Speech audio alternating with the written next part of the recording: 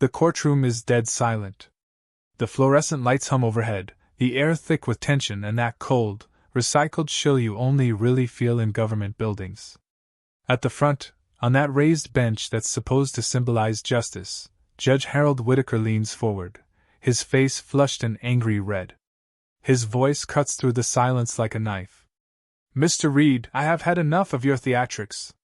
You are in contempt of this court." At the defense table, Attorney Marcus Reed, young, black, in a perfectly tailored navy suit, stands frozen, one hand still resting on a stack of case law, the other clenched so hard at his side that his knuckles are turning white. He doesn't flinch, but you can see the muscle in his jaw tighten. "Your Honor, I'm just preserving the record." Whitaker slams his gavel. "You don't get to lecture this court on the record. Sheriff, take Attorney Reed into custody. Right now." Gasps ripple across the courtroom. You've got jurors staring with wide eyes. You've got the young defendant at the end of the table, a 20-year-old kid named Deshawn, looking like his heart just dropped into his stomach. You've got spectators leaning forward in the gallery, phones half raised like they're not sure if they're allowed to film this, but their instincts are screaming that they should. At the side of the room, Bailiff Sam Turner, broad-shouldered, in his brown uniform, a guy who's seen more than his share of courtroom nonsense, hesitates. Just for a second. And in that second, everything hangs in the balance. Marcus turns his head just slightly, eyes locked on Sam. Sam's hand hovers over his duty belt. He swallows, visibly uncomfortable. "Your Honor," Sam says slowly, Are you ordering me to arrest defense counsel for objecting?" Whitaker glares at him. "I am ordering you to take him into custody for contempt," the judge snaps. "Are you refusing a direct order of this court?" Sam's eyes flick to Marcus. Then to the court reporter. Then to the rows of people in the gallery. Everyone's watching. And here's what nobody in that room knows, not yet. Nobody knows that this moment is being live-streamed to an overflow room down the hall. Nobody knows that sitting in that room is the presiding chief judge of the entire county, watching with her arms crossed. Nobody knows that Marcus came into this hearing prepared for something bad, but not this bad. And nobody, not even Judge Harold Whitaker himself, realizes that with just a few words, he is about to blow up his own career. Because as Sam finally takes a step forward, as the tension hits its peak, Marcus lifts his chin and says, clear enough for the microphones to pick up every word, "Let the record reflect, Your Honor, that I'm being taken into custody for insisting on my black client's constitutional right to a fair trial and an unbiased judge." And that? Yeah. That's the sentence that's about to change everything. If you're still watching right now, you're probably wondering, how in the world did things get this bad in a courtroom that's supposed to be about justice? So let's rewind. Because this story, it didn't start with an arrest order. It started with a dream. And 1,000 tiny cuts. Before Judge Whitaker ever slammed that gavel in anger, before the word contempt ever left his mouth, there was just Marcus. Marcus Reed, the kid from the south side of Briarwood, who grew up in a 2-bedroom apartment above a laundromat. The kid who used to sit on the cracked concrete steps outside his building and watch squad cars roll through his neighborhood like they were on patrol in enemy territory. The kid who watched his older cousin Jamal get tackled to the ground by 3 officers outside a corner store. 4. Matching a description. The kid who heard his mother whisper on the phone late at night, "We can't afford a lawyer. They said if he just pleads, he'll be out sooner." And somewhere between those sirens and those whispers, Marcus made himself a quiet promise. "One day, I'm going to be the person they call before they sign anything. I'm going to be the one standing next to them in court. Not begging. Not apologizing. Fighting." Fast forward 20 years and that kid is now a 33-year-old criminal defense attorney with a reputation for being stubborn, unshakably prepared, and inconvenient. Inconvenient for prosecutors. Inconvenient for cops who cut corners. And very inconvenient for judges who like their courtrooms quiet and unquestioning. Marcus works out of a modest office above a bakery downtown. The whole place smells like fresh bread and coffee all day long. His name, M. Reed Esq., is stenciled on the frosted glass door in black letters that Jade, his wife, insisted on picking. It looks clean. Sharp, she'd said, stepping back with her hands on her hips. Like you? She's his balance, warm where he's intense, quick to laugh where he tends to clench. On the wall behind his desk, there's a framed quote, something he picked up at a conference, and never quite forgot. If you want peace, work for justice. He sees it every morning when he unlocks the door. Because he needs the reminder. The courthouse where Marcus spends most of his days is another story. Marble floors polished to a shine. High ceilings, heavy doors. And under those high ceilings is a much lower ceiling nobody talks about out loud. The ceiling of what you're allowed to question, especially if you're young. Especially if you're black. Especially if you're not part of the old boys network that built this place, and still quietly runs it. That network has a name at the top of its invisible list. Judge Harold Whitaker. If you asked around Corridor 3B, people will say the same things. He's tough, but fair. He runs a tight ship. He doesn't like nonsense in his courtroom. And to be fair, on the surface, that's not entirely untrue. Whitaker is in his early 60s, with a full head of silver hair, pressed black robes, and the kind of presence that fills a room before he even speaks. His father was a judge. His grandfather was a judge. He went to the right prep schools, the right law school, married into a family that had its own wing at the country club. He has the kind of confidence that doesn't feel like confidence at all, it feels like certainty. The certainty that this system belongs to him. That you are just passing through it. But if you listen closely, if you're one of the people who pay attention to the little things, the way he says, those neighborhoods, the way the corners of his mouth curl when he says, your community, the way he calls black defendants, son, but white defendants, Mr. Parker, or Ms. Green, you start to realize, this man is not just tough. He is dangerous in a very particular way. And if you're a black attorney in his courtroom, he's a loaded gun of microaggressions and unchecked ego, just waiting to go off. The first time Marcus ever appeared in Judge Whitaker's courtroom, it wasn't a dramatic case. It was a routine arraignment. Nothing fancy. A young black man charged with possession and a busted taillight stop that turned into a vehicle search. Marcus stood at counsel table, file in hand, tied perfectly straight, heart pounding with that mix of nerves and purpose that came with every new judge. The prosecutor droned through the charges. Whitaker barely looked up. When he finally did, his eyes flicked over Marcus, down to the file, and back up. Public Defender's Office is running late today? Whitaker asked. Marcus cocked his head slightly, trying to decide if he'd misheard. Good morning, Your Honor, he said evenly. Marcus Reed, retained counsel, on behalf of Mr. Carter. Whitaker peered at the calendar again. Reed, he muttered. You new around here, Mr. Reed? No, Your Honor. Been practicing in this county about 6 years now. Whitaker nodded slowly, lips pursed, like he was filing that away under probably not important. Well, let's try to move things along, shall we? I don't tolerate delays in my courtroom. Now that, on its own, doesn't sound too bad, right? If you've never been in that position, you might even think, he's just being efficient.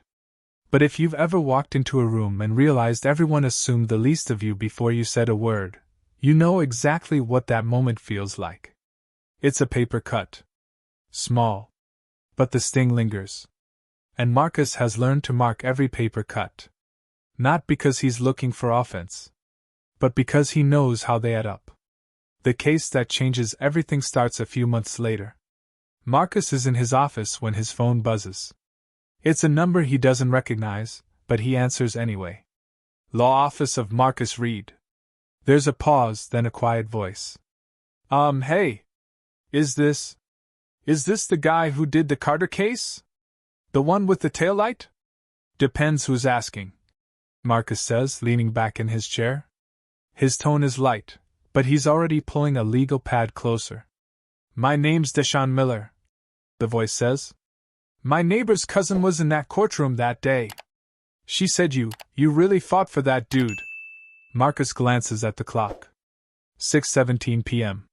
He could let it go to voicemail. He could call back tomorrow. But something in the way the kid says, really fought, makes him stay on the line. What's going on, Deshaun? There's a shaky breath on the other end. They're saying I assaulted an officer, Deshaun says. They're saying I tried to grab his gun. Marcus's pen hits the paper. Did you? He asks, not judging. Just gathering facts. No, sir, Deshaun says immediately. I swear I didn't. I was just trying to cover my head. He was hitting me, man. I didn't even know where his gun was. There's a moment of silence where all Marcus can hear is the muffled sound of a TV in the background and someone walking past wherever Deshaun is calling from. Where are you right now? Marcus asks. County, Deshaun replies. I got a hearing on Monday. They gave me some public defender, but he said I should just plead and I'd maybe get a year or less, if the judge is in a good mood. Marcus closes his eyes. He's heard this story so many times it should feel routine by now. It never does.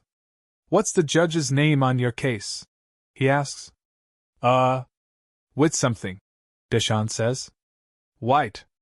Whitaker? That sound right? Marcus opens his eyes, staring at the ceiling. Of course. Yeah, he says quietly. That sounds right.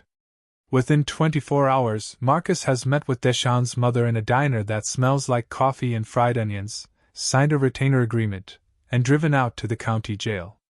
He meets Deshaun in a little interview room with plastic chairs and a table bolted to the floor. Deshaun is tall, maybe 6'2", with shoulders that look like they carry the weight of more than just his own life. He's got a bruise blooming along his jawline and a thin cut over his left eyebrow. He fidgets with his hands as Marcus sits down. You the one from the phone? Deshaun asks. That's me, Marcus says with a small smile. I'm Marcus.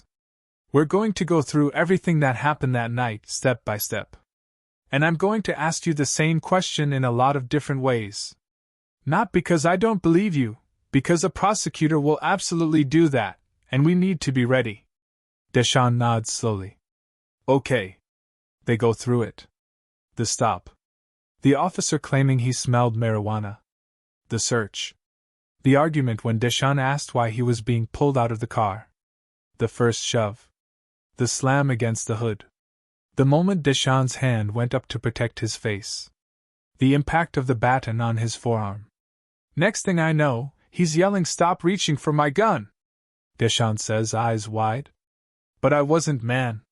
My hands were like this. He lifts his arms to demonstrate, palms out, fingers curled slightly like he's trying to shield himself from invisible blows. And then his partner is on me and I'm just trying not to get killed. Marcus doesn't write for a moment. He just looks at him. Do you know if there's body cam footage? Marcus asks eventually. He had one, Deshaun says. Little thing on his chest. Had a red light on it. Marcus nods. If that body cam is still intact and hasn't been mysteriously malfunctioning or accidentally deleted, they might have a fighting chance. Okay, Marcus says, picking his pen back up. Then that's where we start. Back at his office, Marcus pulls up the case docket on his computer. State versus Miller. Judge assigned, Honorable Harold B. Whitaker. His stomach sinks, but his spine straightens. He's had enough of quietly marking paper cuts. This time, he's going to mark everything. The first time Marcus walks into Whitaker's courtroom on Deshaun's case, he's prepared. He has a printed motion for discovery, requesting body cam footage, dash cam footage, radio logs, the whole 9 yards. He's got case law highlighted in yellow. He's even got a draft motion to suppress, just in case the prosecutor tips their hand early. The courtroom is half full, morning calendar. Prosecutor, Dana Cole, a woman in her 40s with sharp cheekbones and a reputation for being reasonable, as long as it doesn't cost her win-loss record. As the clerk calls the case, Marcus stands. State of Commonwealth vs. Deshaun Miller, case number 18 to 472. The clerk says. Parties, please state your appearances. Good morning, Your Honor, Dana says, rising. Dana Cole for the state. Marcus stands. Good morning, Your Honor. Marcus Reed, on behalf of Mr. Miller, who is present and seated to my right. Whitaker glances up, eyes skimming over Marcus, then lingering on Deshaun's orange jumpsuit, the shackles, the downcast eyes. His lips pressed together in a faint frown. Very well, he says. What are we doing today? Marcus clears his throat. Your Honor, we'd like to address bail and also ensure the state has been ordered to produce all discovery, including body cam and dash cam. Whitaker raises a hand. We'll get to that, Mr. Reed. Let's talk about bail first. I see the state is requesting no bail? On a mere assault charge? He glances at Dana. Dana adjusts her glasses. Your Honor, this is not a typical assault, she says smoothly. The defendant is accused of attempting to disarm a police officer. That's an extremely serious allegation. The officer in question feared for his life. Whitaker nods slowly. Of course, he says. The court takes any threat to law enforcement very seriously. Marcus inhales. Your Honor, with respect, we dispute that characterization, he says. Mr. Miller has no prior violent convictions, strong family ties, and he self-surrendered after the incident. We believe a reasonable bail is appropriate. Whitaker tilts his head. Self-surrendered? He repeats. My notes say he was apprehended at the scene. Marcus bites back a sigh.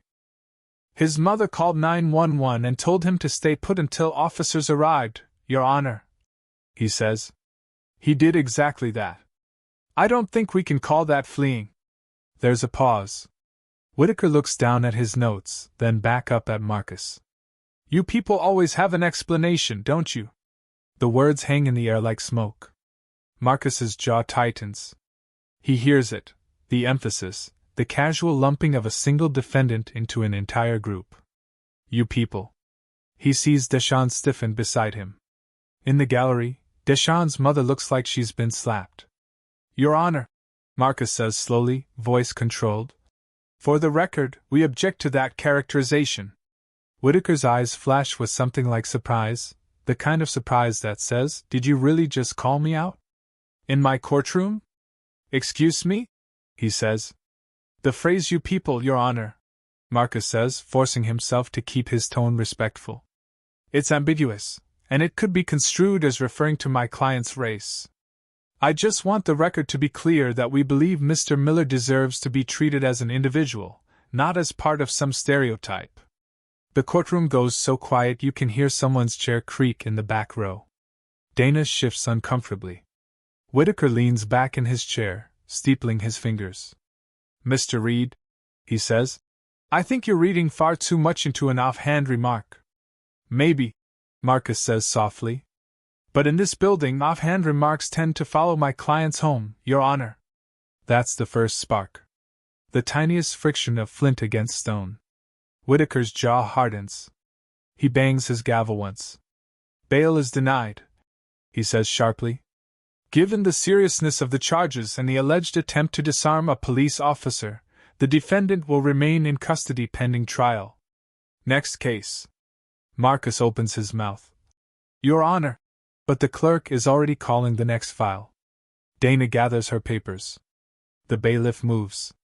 And for the first time in the case, Marcus feels it. The fight ahead is going to be much bigger than just one traffic stop gone wrong. That afternoon, after the hearing, Marcus sits in his office staring at the blank screen of his laptop. The cursor blinks in the subject line of an unsent email. Concerning comments by Judge Whitaker. He's halfway through typing a complaint to the Judicial Conduct Commission when there's a knock on his open door. You look like someone just told you appeals court is canceling oral arguments. A familiar voice teases. He glances up. Judge Lillian Torres, retired now, but still carrying herself with that quiet dignity that says I've seen everything, leans against the doorframe, holding 2 coffee cups. She's in her late 50s, Latina, salt and pepper hair in a neat bun, wearing jeans and a blazer. Marcus stands quickly. Judge Torres, he says. You didn't have to bring coffee. You looked like you needed it, she says, handing him a cup. Dana told me you had a rough bail hearing this morning. Marcus snorts. That's one way to put it. He fills her in. The comment. The denied bail. The way Whitaker's eyes hardened when he dared to object. Torres listens without interrupting, blowing on her coffee, eyes thoughtful. So, she says when he's done. Are you going to file something? Marcus glances back at the screen. I was, he says. I mean, I am. I know how this goes. The whispers in the hallway. The he's playing the race card comments.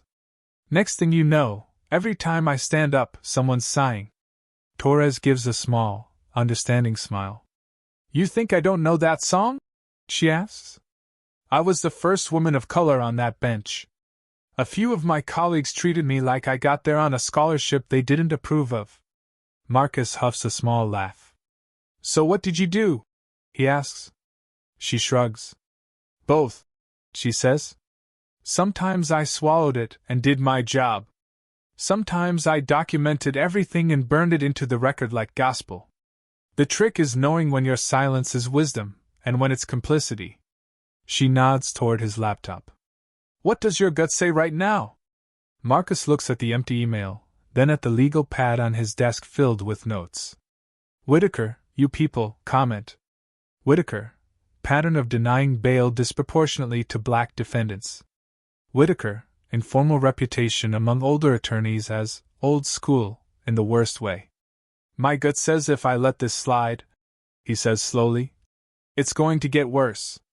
And not just for Deshawn. Torres nods once. Then don't let it slide, she says. But be smart. Don't just complain, collect. Get transcripts. Get numbers. Get patterns. And Marcus? He looks up. Yes, Judge? When you stand up to a man like Whitaker, he's not going to like it, she says. He's going to push back, because he's not used to being told he's wrong. So you make sure that when he pushes? He's pushing against the Constitution, not just you. You understand? Marcus feels something solidify in his chest. Yes, ma'am, he says. I understand. She smiles, then turns to leave. Pauses at the door. Oh, and read? She adds. Don't forget to go home once in a while. Your wife likes seeing you in something other than a suit. That night, the apartment Marcus shares with Jade feels warmer than usual. Maybe it's the lamplight. Maybe it's the smell of garlic and onions from the stir-fry she's making. Maybe it's just the way she looks at him when he walks in, loosening his tie, shoulders aching. Hey, stranger, Jade says, setting down a wooden spoon and wiping her hands on a dish towel. You remember where you live? He leans in to kiss her, lingering for a second longer than usual. I had to ask 3 people for directions, but I found it, he says. She laughs, then studies his face. Rough day? He sighs, tossing his jacket over the back of a chair. Whitaker, he says simply. That's all it takes. They've been together long enough that she knows the name, the stories, the look that comes over his face when he says it. What happened? She asks, turning the stove down and giving him her full attention. He tells her. You people. The denied bail. The way his instinct screamed at him to object, and did. I'm thinking of filing a complaint, he says, sinking onto a stool at the kitchen island. And a motion to recuse. But I know it'll paint a target on my back. Judges talk. Lawyers talk. This is his courthouse, Jade. She leans on the counter across from him. Is it? She asks softly. He looks up, surprised. What?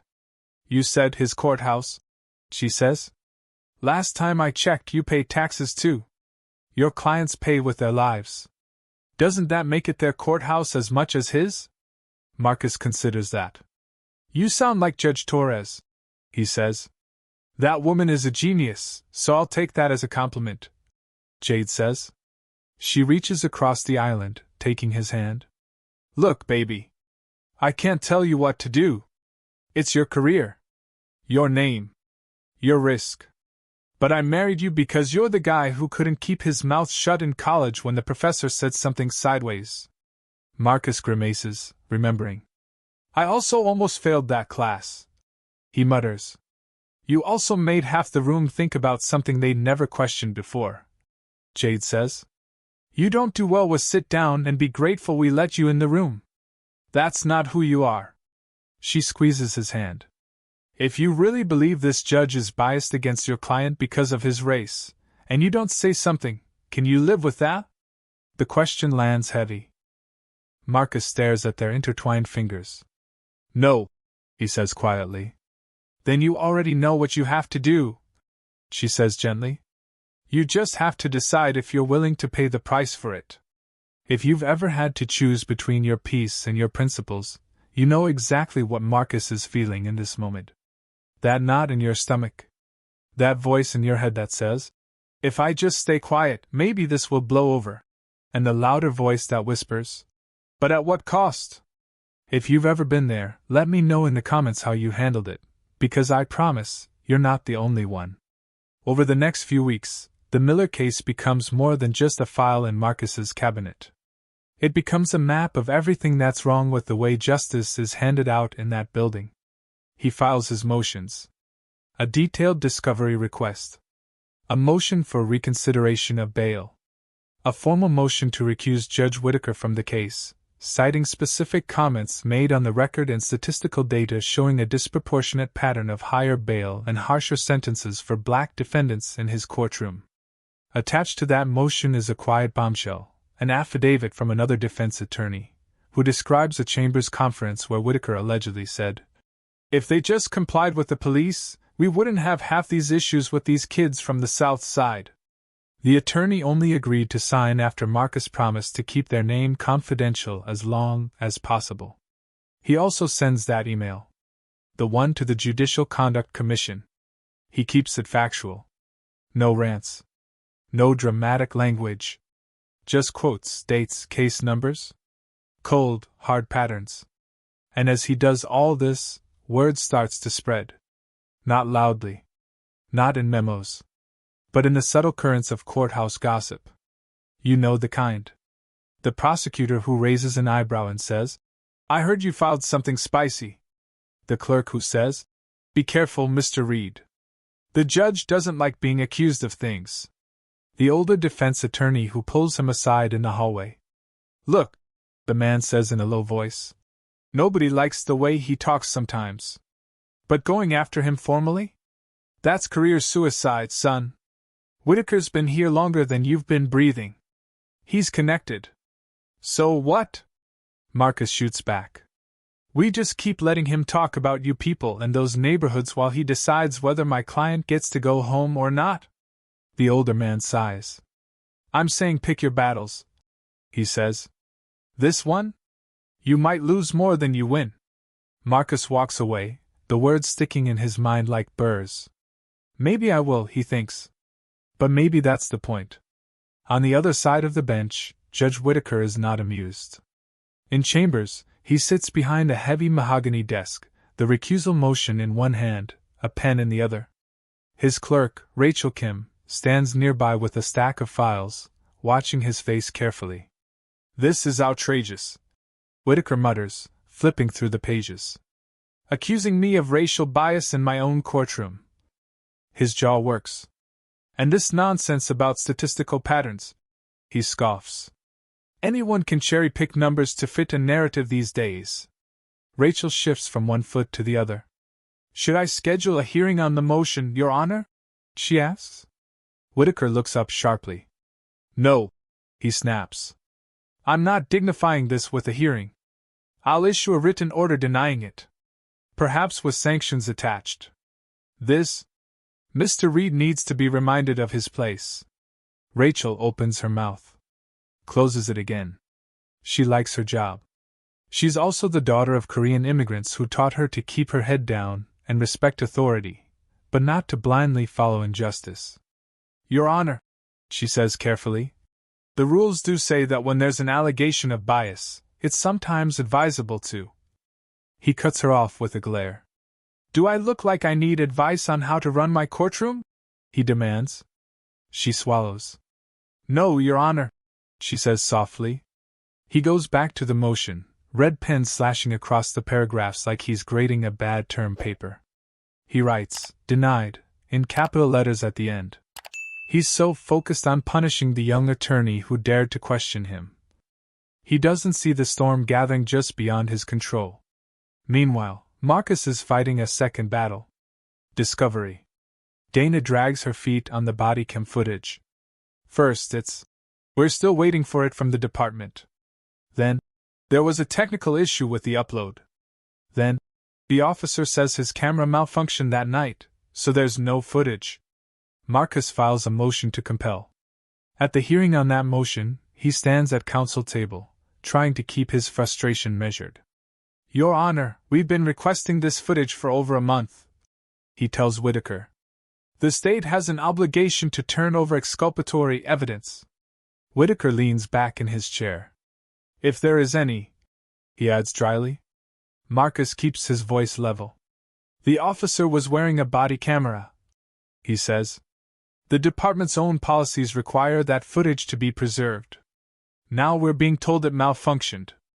We have a right to explore that. Dana interjects. Your Honor, the defense is fishing, she says. There's nothing to suggest any wrongdoing here. Sometimes technology just fails. Whitaker nods.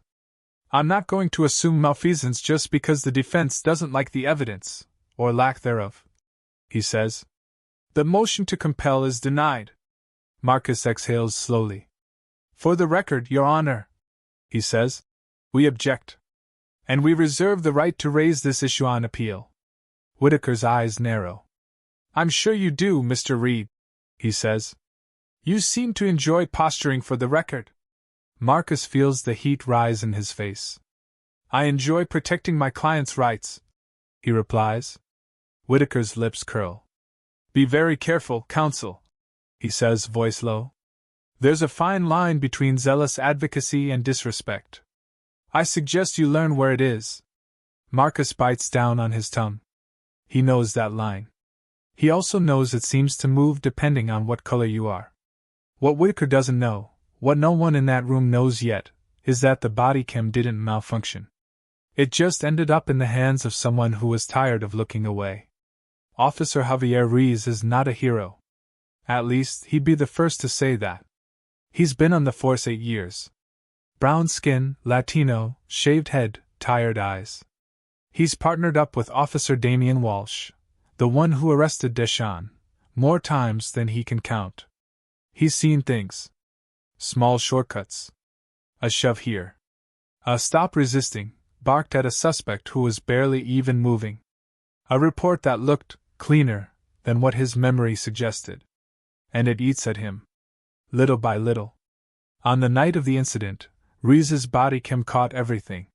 The way Walsh escalated the stop. The way he slammed Deshawn's head against the car. The way Deshawn's hands were clearly up, palms open, nowhere near the gun. The way Walsh yelled, "Stop reaching for my weapon!" at a kid who was just trying not to lose teeth on the hood of his own car. Ruiz watched the footage in the station later, alone in a dim room with the LED glow on his face.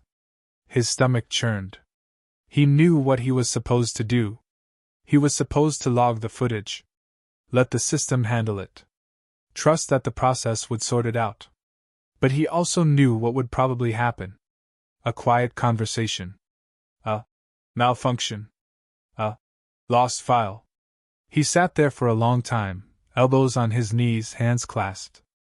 Then he did something that scared him more than any traffic stop ever had.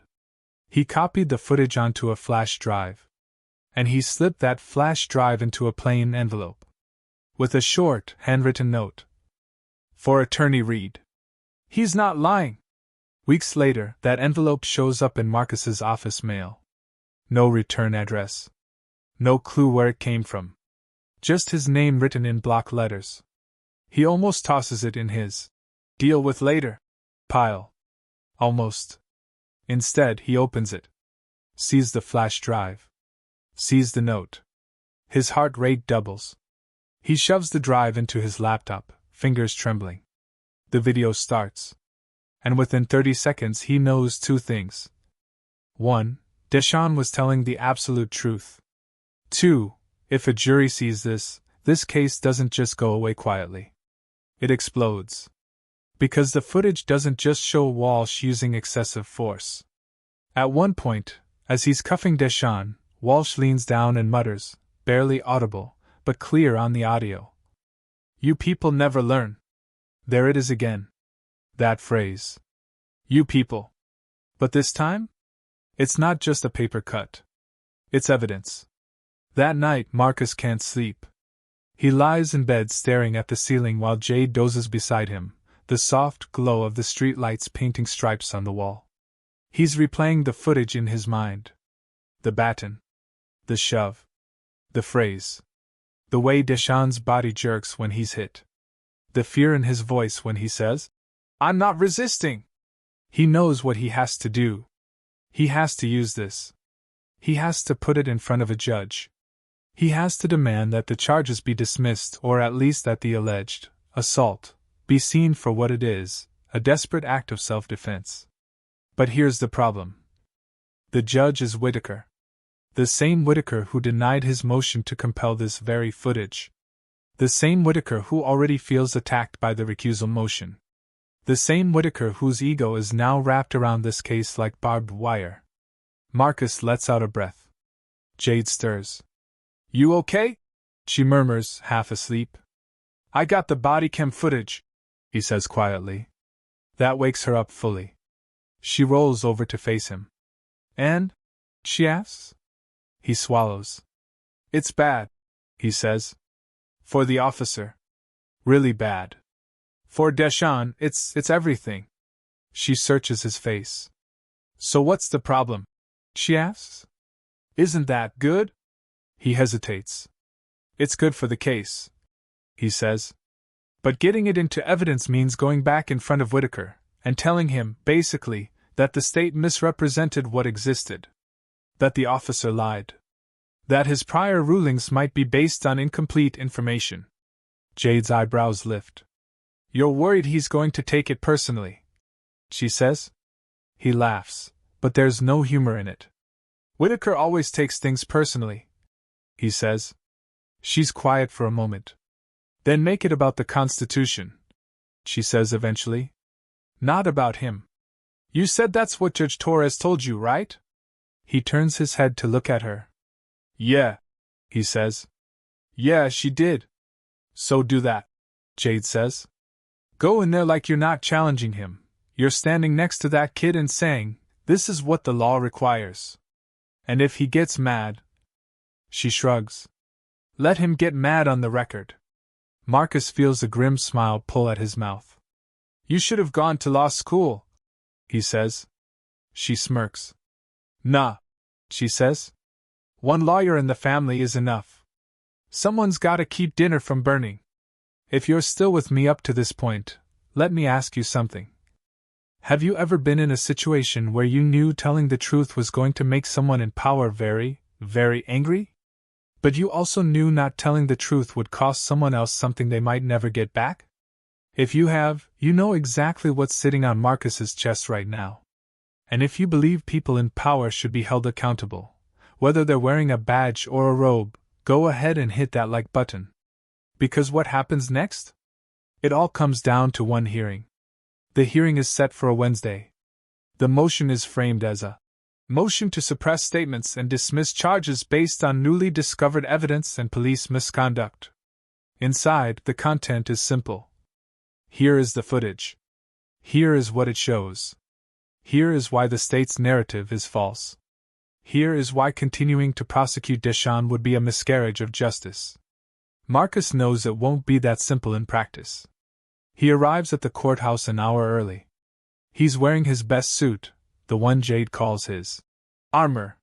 He carries a slim folder with printed stills from the footage, timestamps highlighted. He's also carrying something else. A quiet plan. Because after months of paper cuts, he's decided he's done playing defense. He's ready to go on offense. In the hallway outside the courtroom, he sees Sam the bailiff leaning against the wall, checking his phone. Sam's been around for years. They're not exactly friends, but there's a mutual respect. "Morning, Sam," Marcus says. Sam looks up, then nods. "Reed," he says. "Big day?" "Could be," Marcus replies. There's a pause. Sam hesitates. "Off the record?" he says in a low voice. Marcus raises an eyebrow. "Always." Sam glances toward the courtroom doors, then back at Marcus. "Word is, the judge is not happy about that recusal motion," he says. "He's been pacing in chambers all morning. Just watch yourself in there. He's been more short-tempered than usual." Marcus nods slowly. "Thanks for the heads up," he says. Sam shrugs like it's nothing. But the worry in his eyes says it's not. Inside the courtroom, people file in. Deshawn is brought in, wrists shackled, face calm but eyes searching. His mother takes a seat in the front row of the gallery. In the second row, Marcus spots something new. A small group of law students, notebooks in hand. And in the back corner, a woman with a camera bag slung over her shoulder, a local journalist. He recognizes her from city council meetings. Marcus knows how they got here. He invited them. Not with flashy press releases. Just quiet emails. "There will be a significant motion hearing in courtroom 4B on Wednesday at 10 a.m., involving questions of police conduct and judicial impartiality. The public is welcome." He didn't name names. He didn't have to. In a town where most hearings roll by unnoticed, the words, police conduct, and judicial impartiality, are like a flare. 10 o'clock comes. The bailiff calls out. "All rise." Everyone stands as Judge Whitaker enters, robes swishing, expression stony. He takes his seat, adjusts his glasses, and looks down at the docket. "Case of State versus Miller," he says. "We're here on an extensive motion filed by the defense. Appearances, please." "Dana Cole for the state, Your Honor," the prosecutor says. "Marcus Reed for Mr. Miller, who is present," Marcus says. Whitaker's gaze lingers on Marcus. If looks could file bar complaints, this one would. "Mr. Reed, you certainly like killing trees," Whitaker says dryly, holding up the thick motion. "What is it now? The fourth major filing in this case?" There are a few chuckles in the gallery, the kind that don't quite reach anyone's eyes. Marcus keeps his posture relaxed. "When the state withholds critical evidence, Your Honor, it tends to generate a bit of paperwork," he replies. Whitaker's jaw tightens. "Let's get one thing clear," he says, voice sharp. "This court does not appreciate insinuations that the state has done anything improper without proof. Do you understand?" Marcus feels his pulse in his ears. "That's why we're here, Your Honor," he says. "To present proof." Whitaker grunts. "Proceed," he says. "But keep it brief. I don't have all day to indulge your grandstanding." Marcus steps to the lectern. He plugs a laptop into the courtroom's evidence screen. The projector hums to life. A frozen image appears on the monitor, a nighttime street, the hood of a car, two figures. "Your Honor," Marcus begins, "this is the body camera footage from Officer Ruiz's device on the night of Mr. Miller's arrest. As you'll recall, the state previously represented that no such footage existed due to a malfunction. Yet this copy was anonymously provided to the defense. We have since verified its authenticity." Dana shifts in her chair. "Your Honor, the state has not had a chance to fully," she begins. "You've had the same amount of time as the defense since this was disclosed," Marcus cuts in. "If you weren't aware of it before, that raises its own questions." Whitaker raises a hand. "Enough," he says. "Play your video, Mr. Reed. Then we'll hear from Ms. Cole." Marcus nods. He clicks. "Play." The courtroom watches. They see Deshawn's car pulled over. They hear the initial conversation. They hear Deshawn asking, calmly at first, why he's being asked to step out. They hear the officer's tone sharpen. They see the shove. The baton. The hands up. The cry. "I'm not resisting!" They see the officer's face twisted in something like anger as he yells the words. "Stop reaching for my weapon!"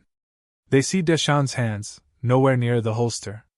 The footage freezes on that frame. Hands up. Eyes wide. Marcus lets the silence sit. Then he turns to the jury box, empty, but symbolic, and then to the judge. "Your Honor, I'm sure the court can see what we all just saw," he says. "At no point does Mr. Miller reach for Officer Walsh's weapon. The allegation that he did so is not only unsupported, it is contradicted by the officer's own body camera." Whitaker's face is unreadable. "And that's not all," Marcus continues.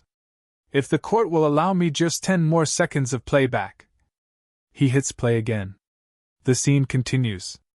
They hear handcuffs clicking. They see Deschamps pinned against the hood. And then, as Walsh leans in close, they hear him mutter, "You people never learn." Marcus pauses the video. "Your Honor," he says quietly, "we have not only an unjustified escalation of force, but an explicit statement that echoes language this court has used on the record in this very case, 'you people.' Language that suggests both the arresting officer and, respectfully, this court are viewing my client not as an individual, but as part of a racialized group presumed to be dangerous and non-compliant." He turns fully to face Whitaker now. "When those attitudes infect both the arrest and the adjudication, the integrity of this proceeding is compromised." The room feels like it's holding its breath. Whitaker's eyes burn. "Are you accusing this court of racism, Mr. Reed?" he says, voice dangerously quiet. Marcus could backpedal. He could soften. He doesn't. "I'm saying that language matters, Your Honor," he says steadily. "And when the language used by an officer on the street matches the language used by the court entrusted with judging that officer's actions, we have to ask hard questions." Whitaker's nostrils flare. "I have had just about enough of your insinuations," he says. "Ms. Cole, do you have anything to say?" Dana clears her throat. She looks uneasy. "Your Honor, the state was unaware of this footage until the defense provided it," she says. "We would like an opportunity to speak with Officer Ruiz and verify the chain of custody. But it does appear to raise serious questions about the officer's report." She hesitates. "At minimum, the state would not oppose revisiting bail in light of—" Marcus interjects. "With respect, Your Honor, this is about far more than bail," he says. "The original basis for the charge of assault on an officer is now demonstrably false. And beyond that—" Whitaker slams his gavel. "Mr. Reed, you will not use my courtroom as a soapbox for your social commentary," he snaps. "Your motion is denied. The charges stand. We will proceed to trial as scheduled." Marcus stares at him. "On what basis, Your Honor?" he asks, incredulous. "We've just watched footage that contradicts the core allegation. And the state itself just admitted." Whitaker stands. Actually stands. On the bench. "Because I said so, Mr. Reed," he thunders. "And that is enough. You will not question this court's impartiality again, is that understood?" There it is. The line. Drawn not in sand, but in concrete. Marcus feels his heart hammering against his ribs.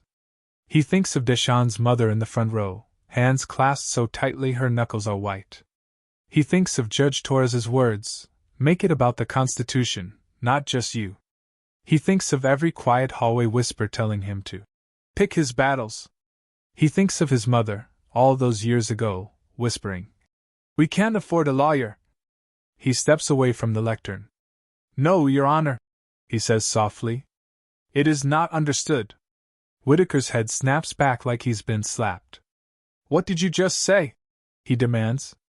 Marcus squares his shoulders. "Respectfully, Your Honor, because I said so is not an adequate basis for ignoring clear evidence of police misconduct and maintaining charges that rest on a lie," he says. "This court is bound by the law. And the law requires—" Whitaker's face goes from red to almost purple. "Mr. Reed, you are treading on dangerous ground," he warns. "Sit down and be quiet or—" "Or what?" Marcus says, the words out before he can stop them. You'll deny another motion? Ignore another video? Pretend you people is just an offhand remark again? A murmur ripples through the room. Whitaker slams his gavel so hard the sound echoes off the walls. That is enough, he roars. You are in contempt of this court. Marcus's heart stutters. Deshawn's mother gasps. In the back, you can see the journalist's hand twitch toward her phone. Sheriff! Whitaker barks. Take Attorney Reed into custody. Right now. And just like that, we're back to where we started. The silence. The humming lights. The bailiff hesitating. Only now, you know how much is riding on this moment. You know this isn't just about one lawyer's pride. It's about whether this courtroom belongs to one man's ego, or to the rule of law. Sam steps toward Marcus. The whole room seems to shrink around them. Your Honor, Sam says carefully. Just to be clear, you're ordering me to arrest defense counsel for objecting, during a motion hearing? Whitaker glares at him. I am ordering you to take him into custody for direct contempt. He snaps. He has insulted and challenged this court repeatedly. I will not be lectured on my own bench. Marcus lifts his chin. His voice is steady. For the record, Your Honor, he says, I have not used profanity, raised my voice, or disobeyed any lawful order. I have simply challenged the court's refusal to acknowledge critical exculpatory evidence for my black client. If that is contempt, then let the record reflect that this is the price of advocating for justice in this courtroom. You could hear a pin drop. Then Sam does something that makes everyone's breath catch. He doesn't reach for his cuffs. He doesn't move toward Marcus. He takes a deep breath and steps back. Your Honor, he says, voice shaking just a little. With respect, my training says contempt is for disruptions, shouting, refusing to sit, refusing to follow instructions. I'm not comfortable arresting an attorney for arguing the law on behalf of his client. Whitaker's eyes widen. Are you refusing a direct order of this court, Sheriff Turner? He demands. Sam swallows. I'm saying, I don't want to be part of violating someone's rights on the record, he replies. The journalist's phone is definitely recording now. The law student's pens are flying. In the second row, an older white defense attorney named Carl Jensen, who's been practicing longer than Marcus has been alive, stands up. Your Honor, Carl says, voice raspy but clear. If you're going to jail Mr. Reed for making a good faith objection, you'd better clear space for the rest of us, too. Because I'll be right behind him. Another attorney stands. Then another. Even Dana looks uneasy. Your Honor, perhaps we could take a brief recess too. She starts. Whitaker slams his gavel yet again. Sit down, all of you, he bellows. This is my courtroom. I will not be. The door at the back of the courtroom opens. Everyone turns. In walks Judge Lillian Torres. Not in robes, but in a simple navy dress, heels clicking on the tile. Behind her, a court administrator and a man in a suit with a badge clipped to his belt, the chief court-marshal. Whitaker freezes. Lillian, he says, shock flickering across his face. What are you doing here? Torres steps forward, her expression calm but fierce. Exercising my responsibilities as presiding judge of this district, she says. We've been watching the live feed from the overflow room. She looks around the courtroom. At Marcus, standing at the lectern.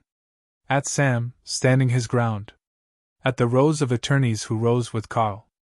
Then she looks back at Whitaker. Harold, she says evenly, stand down. If you've ever watched someone in power realize, in real time, that their power has limits, you know the look that crosses Whitaker's face. A mixture of disbelief, outrage, and fear. This is my case, Lillian, he says. You don't get to waltz into my courtroom and… Actually, she interrupts, I do. When the integrity of these proceedings is in question, and when a judge appears to be abusing contempt powers to silence an attorney, I am obligated to step in. She turns to Sam. Sheriff Turner, you were right to hesitate, she says. You will not be disciplining or detaining Attorney Reed today. Or any day, for doing his job. Sam exhales, shoulders sagging in relief. Marcus's heart is pounding so hard he can barely hear. Your Honor, he says to Torres. She holds up a hand gently. Mr. Reed, I've read your motions, she says. We'll sort out the legal questions in due course. For now. She looks back at Whitaker. Judge Whitaker, I am temporarily relieving you of this matter pending a review by the Judicial Conduct Commission, she announces. You are ordered to step down from the bench. The room explodes in murmurs. Whitaker's mouth opens. Closes. You can't do this, he hisses. You're overstepping. This is a witch hunt. No, Torres says quietly. This is accountability. She nods to the marshal. Please escort Judge Whitaker to chambers to retrieve his personal belongings, she says. His official access will be restricted until further notice. And just like that, the gavel that had been wielded like a weapon becomes a paperweight. The robe becomes just fabric. The air in the courtroom shifts. You can feel it, even through the screen. The balance of power tilts. Not completely. Not forever. But enough. Enough to show everyone watching that a judge is not a king. That the bench is not immune. That ordering a black attorney's arrest for doing his job can backfire. Immediately. Publicly. And in a way that ripples far beyond one case. The days that follow are a blur. News spreads fast. Clips of the hearing hit social media. A 30-second video of Marcus saying, "If that is contempt, then let the record reflect that this is the price of advocating for justice in this courtroom," racks up thousands of views. Comment sections fill with arguments. Some call him a hero. Some call him an agitator. But the part that no one can quite spin? The moment a presiding judge walked into another judge's courtroom and told him to step down. That's not just drama. That's history. At the courthouse, there are more immediate consequences. A new judge is assigned to the Miller case, Judge Amina Patel, younger, with a reputation for meticulous fairness. She schedules a status hearing. In that hearing, she watches the same body cam footage.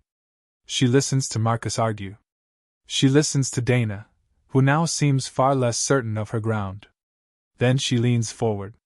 "Ms. Cole," she says, "given the footage we've all just seen, do you believe you can ethically proceed on the charge of assault on an officer?" Dana hesitates. The whole courtroom waits. Finally, she sighs. "No, Your Honor," she says. "The state moves to dismiss that count in the interest of justice." Deshawn exhales like he's been holding that breath for months. "And the resisting arrest charge?" Judge Patel asks. Dana swallows. "The state would also dismiss, Your Honor," she says quietly. Patel nods. "Very well," she says. "All remaining charges against Mr. Miller are dismissed. He is free to go." There's a beat of silence. Then Deshawn's mother lets out a sob, a mix of relief and grief for the months stolen. Marcus turns to Deshawn. "You're going home," he says softly. Deshawn blinks rapidly. "Just like that?" he whispers. Marcus smiles, though his eyes are wet. "Not just like that," he says. "But yeah, you're going home." Later, in the hallway, Deshawn pulls Marcus aside. His mother is talking to Jade. Yes, Jade came this time, insisted on taking the day off to be there. The journalist is hovering nearby. "Why did you do all that?" Deshawn asks suddenly. Marcus looks at him. "All what?" "All this extra," Deshawn says, gesturing vaguely back toward the courtroom. "You could have just tried to get me a deal, right? That's what the other lawyer said. That I should just plead, take a year, not make no waves." Marcus's jaw tightens at the memory. "Because you didn't do what they accuse you of," he says. "Because they lied? Because if I let them put assaulted an officer on your record when there's a video that says otherwise, then I'm not your lawyer. I'm just another cog in the machine." Deshawn studies him. "They were really about to lock you up," he says quietly. "For me." Marcus shakes his head. Not for you, he says. For the idea that lawyers like me are supposed to stay in our lane. Be grateful we're allowed in the room. Smile and nod while judges and cops do whatever they want. He takes a breath. I'm tired of staying in my lane, he says. Deshawn's eyes glisten. He nods slowly. Me too, he whispers. For a moment, they just stand there. Two black men in a courthouse hallway, surrounded by marble and wooden portraits of old white judges staring down from the walls. Existing. Resisting. Breathing. Across town, in a much quieter room, Harold Whitaker sits at his dining table with a stack of papers. A letter from the Judicial Conduct Commission. A formal notice of investigation. Links to online clips of his courtroom meltdown. An email from his adult daughter asking, "Dad, what happened?" He's not a sympathetic figure. But he is a human one. He stares at the words. Pattern of biased language. And abuse of contempt powers. And feels something he hasn't felt in a long time. Small. When he calls his old friend, a retired judge named Thomas Briggs, he expects sympathy. He gets something else. Harold, Briggs says over the phone. I warned you about that you people stuff years ago. Oh, please, Whitaker scoffs. Now you sound like those activists. This is all being blown out of proportion. One outburst, and suddenly I'm a monster. There's a long pause. It wasn't one outburst, Briggs says finally. It was a career of little comments that you thought no one noticed. They noticed. You got away with it because the only people it really hurt were the ones with the least power to complain. Whitaker's grip tightens on the phone. So that's it, he says. You're taking their side now? I'm taking the side of the robe, Briggs says quietly. Of what it's supposed to mean. You forgot it wasn't yours to use as a weapon. For the first time, the possibility hits Whitaker not as an abstract investigation, but as a reality. That he might lose the thing that has defined him longer than anything else. The title. The bench. The illusion of unquestioned authority. He hangs up without saying goodbye. And for the first time in decades he cries. Not loud, racking sobs. Just a slow leak of something he never let himself acknowledge. The knowledge that deep down, he knew. He knew those words were wrong. He knew that if anyone spoke to his kids the way he talked to defendants, he'd lose his mind. He knew he'd been coasting on the assumption that the system would always protect him. Now, for the first time, he's not sure. A few weeks later, Marcus gets a call. It's from Judge Torres. I'm chairing a preliminary conference for the commission, she says. We're inviting statements from relevant parties. That includes you. Marcus feels his chest tighten. You want me to testify? He asks. Not in the dramatic TV way, she says. Not yet. For now, we just want a candid account of your experience, on and off the record. And Harold has requested that you meet with him beforehand. Marcus almost drops the phone. He what? He says. He says he wants to speak with you, she repeats. I told him I wouldn't order you to do anything. But I said I'd relay the request. Marcus sits in silence for a moment. His mind flashes back to the gavel, the contempt finding that never got formalized because Torres stepped in, the way his heart hammered as Sam refused to cuff him. Why would I want to sit in a room with that man? He asks quietly. On the other end, Torres is quiet. That's for you to decide, she says. Sometimes closure isn't about forgiveness. It's about saying what needs to be said while the person still has to listen. If you choose to. He thinks about it. Talks to Jade. Talks to Deshawn, who says, if you go, say it for all of us who never got to. Finally, he agrees. The meeting is in a neutral conference room at the courthouse, not in chambers, not on the bench. A rectangular table. 3 chairs. Marcus arrives early. He stands by the window, looking out at the city, at the buses, the kids in backpacks, the woman with the stroller pushing up the courthouse steps. When the door opens, he turns. Whitaker walks in. He's not in robes. Just a gray suit that looks suddenly too big on him. He looks older. Smaller. For a moment, neither of them speaks. Then Whitaker clears his throat.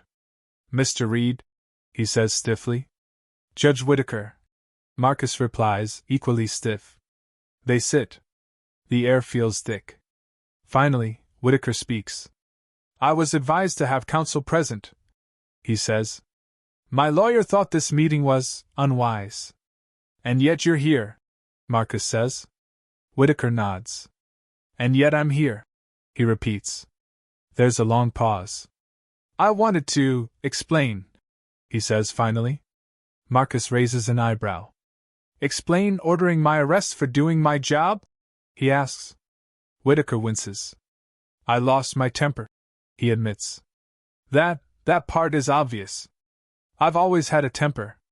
It served me well in a courtroom full of disrespect. I told myself it was necessary.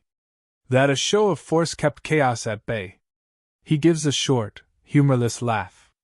"Turns out, sometimes the show is the chaos," he says. Marcus folds his arms. "That's not all you did," he says. "You didn't just lose your temper once. You denied bail disproportionately. You dismissed concerns about racial bias. You used language that made it clear you saw my clients, and me, as you people." Whitaker flinches at the phrase. "I grew up in a different time," he says weakly. "That's just how people talked." Marcus leans forward. "So did I," he says. "You don't see me using slurs from the 1960s in court and hiding behind different times. You had decades to grow. Did you ever stop and ask yourself why the defendants that made you roll your eyes looked mostly like me, and not like you?" Whitaker opens his mouth. Closes it. Something in his expression shifts. "No," he says quietly. "No, I didn't." Marcus feels a flicker of, not sympathy, but something like recognition. The recognition that growth starts with an ugly truth. "Do you know what it feels like?" he says slowly. "To walk into a courtroom built on your tax dollars, wearing a suit you paid for, with a degree you earned, standing next to a client who's putting their life in your hands, and still feel like the judge looks at you like you snuck in through the service entrance?" Whitaker's eyes glisten. "I didn't mean to." "You did," Marcus says gently but firmly. "Maybe not consciously. Maybe not with malice. But you did. Every time you said you people. Every time you gave a white kid rehab and a black kid jail for the same drugs. Every time you rolled your eyes when I said constitutional rights. You did." The older man swallows hard. "I thought I was holding the line," he says. "Keeping order. Order without justice is just control," Marcus says. They sit in silence. Outside, a siren wails far off. "So what do you want from me?" Whitaker asks finally. "An apology?" Marcus thinks about it. An apology won't undo months of lost freedom for people like Deshawn. It won't erase records. It won't rewrite history. But words matter. Especially when they've been weaponized for so long. "I want you to tell the commission the truth," Marcus says. "No excuses. No different times. I want you to say on the record that your words were biased. That your decisions were influenced by stereotypes. That judges are not gods and that you hurt people." Whitaker looks away. "That will end my career," he says. "Maybe your career shouldn't outlive your integrity," Marcus replies quietly. Whitaker lets out a shaky breath. "You really believe I'm a bad man, don't you?" he says. Marcus is quiet for a moment. "I believe you did bad things," he says. "And I believe you had every opportunity not to. What you do with the time you have left, that's on you." Months pass. The commission holds hearings. Some are public. Some are behind closed doors. Marcus testifies. So do other attorneys. So does Officer Rees, who admits to copying the video and sending it anonymously because he couldn't live with what he saw. So does Whitaker. In the end, the commission issues its recommendation. It's not prison. It's not a perp walk. Sometimes real life doesn't look like TV. But it is consequences. They recommend that Whitaker be censured publicly, removed from the bench, and barred from ever holding judicial office again. The state's Supreme Court adopts the recommendation. In a terse, formal opinion, they write words that matter. A judge who allows racial bias, explicit or implicit, to influence their language and decisions undermines the integrity of the judiciary and erodes public trust in the rule of law. Those words don't fix everything. They don't free everyone who should be freed. But they're a crack in the wall. A precedent. A warning. For Marcus, life doesn't become perfect overnight. He still has a heavy caseload. He still walks into courtrooms where he's the only black attorney on a docket of 20 cases. He still has days where he loses more than he wins. But things do change. Law students start asking to intern with him, saying, "I saw that video. I want to learn how to fight like that, without losing my mind." Jade teases him about being internet famous whenever someone recognizes him at the grocery store, but she also sees the way the community looks at him differently now. Not just as the lawyer, but as someone who proved that you can stand up to a man in a robe and live to tell the tale. Deshaun gets a job at a nonprofit that helps people expunge wrongful charges. He comes by the office sometimes, dropping off coffee for Marcus, joking, "Now I'm the one helping you stay out of trouble." Officer Rees quietly transfers out of the unit that made him compromise himself. He starts speaking, off the record, at community meetings about body cams and department culture. He's not a whistleblower celebrity. He's just a man trying to do better than he did yesterday. Whitaker moves out of his big house on the hill and into a smaller condo near his daughter. He doesn't attend bar association events anymore. But every once in a while, if you're paying attention, you might catch a letter to the editor in the local paper signed H. Whitaker Ret. Supporting some measure for judicial training on bias. It's not redemption. Not fully. But it's something. A crack of light under a door he kept shut for too long. 1 year after Deshaun's case is dismissed, Marcus stands in a community center gym, microphone in hand. The event is called Know Your Rights, From Arrest to Arraignment. There are folding chairs, a table of snacks, kids running around in the back, old ladies fanning themselves with pamphlets. On the panel with him are Officer Ruiz, now just Javier, in a polo shirt, and Judge Amina Patel, who insisted on coming out of her chambers to talk directly to the people she sentences. Marcus looks out at the crowd. He sees the faces he grew up around. He sees fear, exhaustion, hope. "Let me tell you a story," he says into the mic, "about a kid from the South Side who thought judges were untouchable. Who thought that if a man in a black robe didn't like what he had to say, that was the end of the conversation." There are chuckles. He smiles. "That kid grew up to be a lawyer," he continues. "And he learned something scary and beautiful. Judges are human. Cops are human. Lawyers are human. We all come into these rooms carrying our biases, our fears, our upbringing." He pauses. "But the law?" he says. "The law doesn't belong to any one of us. It belongs to you." He points gently at the audience. At the grandmother in the front row. At the teenager with the hoodie in the back. At the woman bouncing a baby on her knee. "If you remember nothing else tonight," he says, "remember this: you have the right to be treated as an individual, not a stereotype. You have the right to counsel. You have the right to ask, why, when someone in power tells you, because I said so." He glances at Javier and Judge Patel. "And when those rights are violated," he says, "you have the right to expect that someone, a lawyer, a judge, even a cop, will stand up and say, 'That's not how this works.'" He smiles, a little wryly. "Sometimes," he adds, "that might get them yelled at. Maybe even threatened with arrest." There are laughs. "But as I learned the hard way," he says, "if your choice is between your comfort and someone else's freedom, that's not really a choice. Not if you want to sleep at night." So what's the lesson here? What do you take away from a story about an arrogant judge, a black attorney, and a courtroom where everything almost went terribly, terribly wrong? For me, it's this. Power doesn't like being questioned.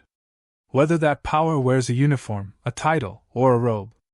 It will tell you to be grateful, to be quiet, to stay in your lane. It will tell you that, because I said so, is enough. But in a just system, it's never enough. We need people like Marcus, people willing to risk their own comfort, their own careers, to say, "No, Your Honor. That's not how this works."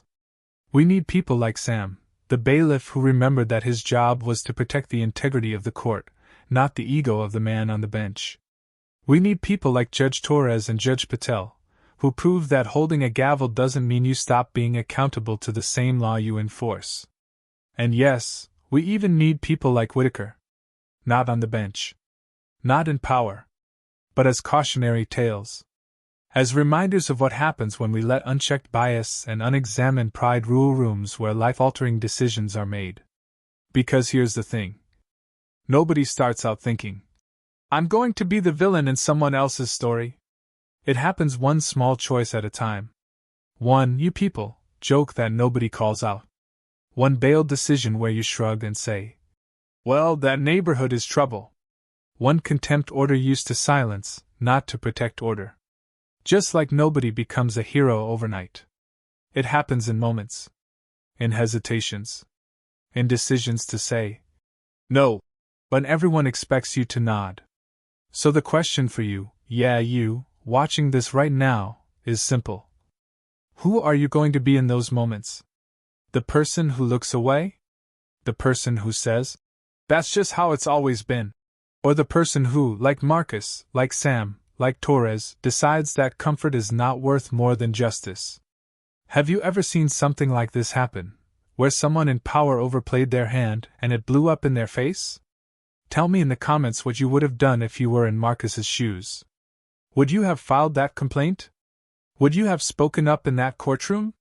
And if this story made you think differently about the systems around you, about the words we treat as just offhand remarks, about the courage it takes to say, "No, Your Honor, it is not understood," then do me a favor.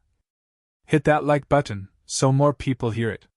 Subscribe if you want more real lifestyle stories like this, stories about courage, about accountability, about the messy, painful, beautiful fight to make things just a little more fair than they were yesterday. Because at the end of the day, justice doesn't just live in courtrooms. It lives in the choices we make when no one's watching.